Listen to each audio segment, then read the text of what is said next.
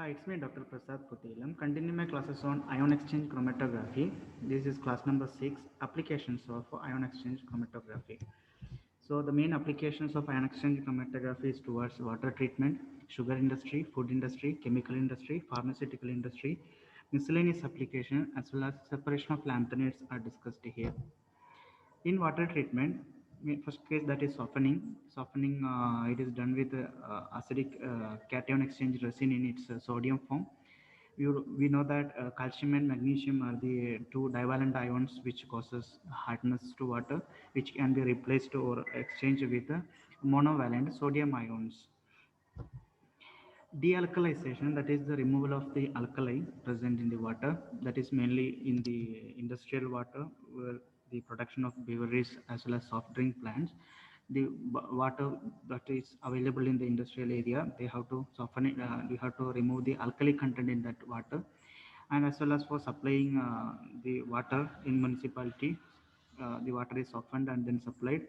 Then in our household filter cartridges, it contains ion exchange resins. So these are all the applications of ion exchange resin which comes under dealkalization.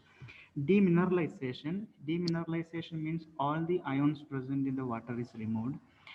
For this purpose, the water is first passed through a cation exchange resin, then it is passed through an anion exchange resin, and finally all the cations will be replaced with H plus, all anions will be replaced by OH minus, and H plus and OH minus combine to form H2O. So demineralization process is mainly done in laboratories to get demineralized water. Otherwise, normal water if you use, it contains different cations and anions will interfere the chemical reactions. Ultra pure water, it is required in industries such as integrated circuits, semiconductor chip production, or liquid crystal display manufacturing company, plasma displays, where the water used should be extremely pure, not even a demineralization form, which even contains some sort of small amount of ions. Ultra pure water is required for these industries that are also done with the ion exchange chromatography method. Drinking water, mainly from the underground water, due to the industrialization or due to the agricultural habits, most of the underground water are contaminated with ions, metal ions, which causes diseases. So those certain contaminants selectively removal is required. For that, ion exchange chromatography is done. Softening of beet sugar, that is in sugar industry. Softening of a beet sugar before evaporation, that sugar canes are beaten to produce the thin juice or thick juice. Mainly it may contains cations like calcium, divalent cation like calcium and magnesium. If it contains on boiling that sugar cane juice, or on evaporating in big containers or the reaction vessels, these cations, hardness causing ions will precipitate, which causes scaling. So in order to avoid this, it is passed through ion exchange resin, or done through ion exchange chromatography to remove the hardness causing ions. The NRS process, or new regeneration system, it is one of such a clever process to reduce the calcium content and to improve the capacity or operating time of evaporators. Grillus process was older version of that, where the softening is done by passing a thick juice, mainly contain high concentration of sodium, so that the calcium and magnesium ion if present, it will be replaced. Demineralization of a sugar juice before evaporation. Here, the non-sugar content are removed from the juice to increase the efficiency of crystallization or to get a high sugar yield. Mainly strongly acidic cation exchange resins as well as weakly basic ion exchange resins are used for this purpose. Color removal from cane sugar syrup after evaporation. The cane sugar that we prepared contain mainly many organic compounds, and organic compounds impart their own color. So different colored sugar crystals will not give an aesthetic look. Therefore, the color is removed. The mainly it is removed by using ion exchange method. The most efficient method is uses two columns in series. The first one filled with acrylic resin, and the second column with a styrenic resin. A quintine process, that crystallization of a beet sugar is partially inhibited by the presence of potassium and sodium ions contained in the juice. So this large quantity of potassium or sodium ion, if it is replaced with magnesium ion, the yield will be more. Therefore, the final process, it is replaced by magnesium ions. This process is known as Quinton process, which also uses ion exchange chromatography method. Chromatography separation, mainly the sugar which we say, it contains fructose and glucose as main component, in which fructose is one of the important component which have better sweetening property. Therefore, if higher concentration of fructose is there, or only if it is fructose, that is having better quality. Therefore, the separation of fructose from the mixture of fructose and glucose is also done with the chromatography method.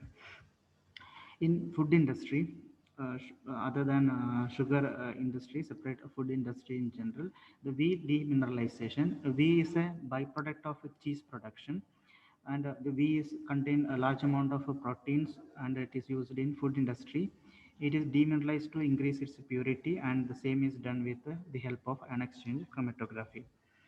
Beverages, mainly the beverage solutions contains color or turbidity with the presence of different organic impurities.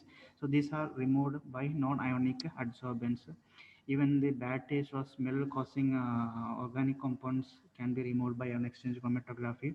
Metals present can be removed. Deacidification also done with the ion exchange chromatography. Fruit juices also contains some unwanted color, that is again organic compound. They are adsorbed on resins. Even acid content also removed with weakly basic anion exchange resins. Polyphenol is one of the important chemical which is used as antioxidant. They are found in many fruits, and anthocyanin is one of the polyphenol which can be recovered from grape must by using ion exchange chromatography. Citric acid is mainly used as a preservative in many industrial food products. It is produced by fermentation, but after completion of that, finally it has to be purified by ion exchange demineralization. Amino acid, mainly the essential amino acids. Essential amino acids are the amino acids which is essential for our body and which cannot be produced by our body itself. Therefore, it has to be produced separately and should be supplied to the human body.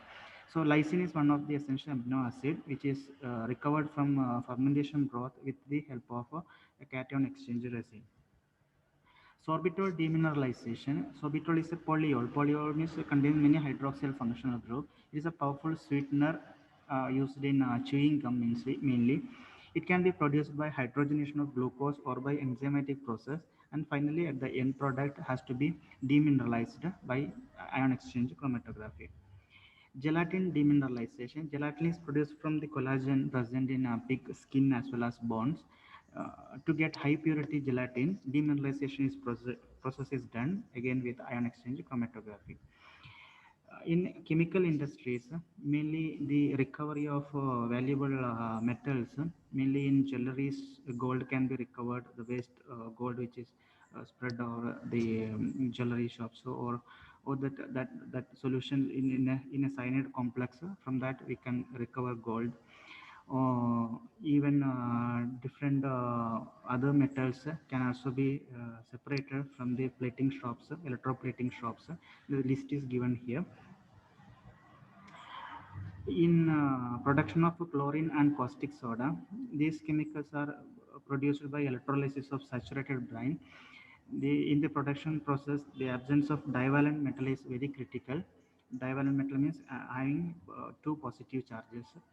So a selective chelating resin is used to mainly to remove the calcium and reduce the calcium concentration. Phenol, the removal of sulfuric acid and organic acid from process streams in phenol production, and especially weak base resin is used with the phenol formaldehyde matrix. Removal of phenol from industrial waste also done through ion exchange chromatography. Hydrogen peroxide purification, mainly from anthraquinone derivatives are removed. These organic compounds can be removed by using a non-ionic adsorbents. And removal of metal traces such as ion can be done from hydrogen peroxide solution by using strongly acidic resin. Extraction and purification of antibiotics, one of the application in pharmaceutical industry. Various antibiotics used in use ion exchange and adsorbent resins in the production process. The objective is to purify them after extraction from fermentation broths.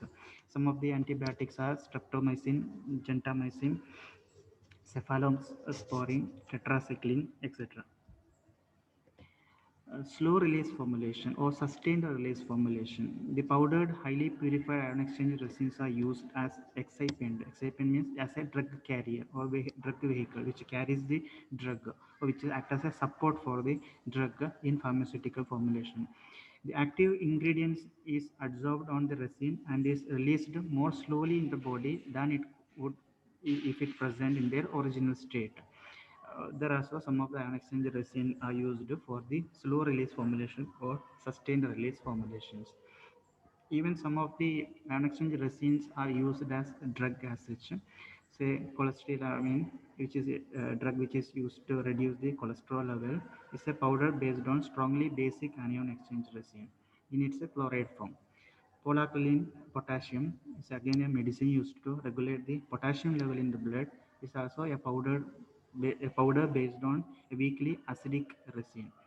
Then even the same resins can also be used to improve the taste of the drug or for creating or we call it as taste making purpose. Miscellaneous applications in mining industry, the most significant application involves the extraction of uranium. Thousands of cubic meters of resins are used for uranium extraction. The crushed ore is treated with sulfuric acid, which brings uranium in solution as uranium sulfate. The uranium sulfate solution is passed through beds of strongly basic anion exchange resins, which displays a high affinity for uranium sulfate complex. And from that, we can separate the uranium. Enzyme immobilization. In enzymatic reaction, it is more convenient to immobilize the enzyme on a support rather than adding it to the reaction medium. You know what are enzymes? Enzymes are used to speed up the reaction. Then adding the enzyme directly to the reaction medium, it can be supported on ion exchange resins. These ion exchange resins are particularly suitable for this application, and examples, some of the examples are example is given there. In hydroculture, hydroculture means supplying the minerals by using ion exchange chromatography method. Cation and anion exchange resins are used to retain plants nutrients in hydroponic culture, mainly ammonium, potassium, iron, zinc, which are the cations, as well as nitrate and phosphate, which are the anions, which are required for the plant growth, can be supplied in a sustained or in a slow release way by using ion exchange resins. Oil removal by coalescence. A special resin with oleophilic functionality. It is used for removal of oil traces in condensates and other contaminated solutions, from in which the water containing that contaminants are allowed to pass in an upward direction through the base, the resin bed. The oil droplets which stick on the resin initially, as the concentration of that oil increases, it will come up to the column and can be separated. This is one of the important application of ion exchange resin, that is separation of lanthanides. The lanthanides occur naturally in many minerals, but mostly it is concentrated in the ore known as monazite, which is a heavy dark sand mainly found in Brazil, India, Australia, South Africa, and even United States. It generally consists of up to 50% of lanthanide compounds by weight.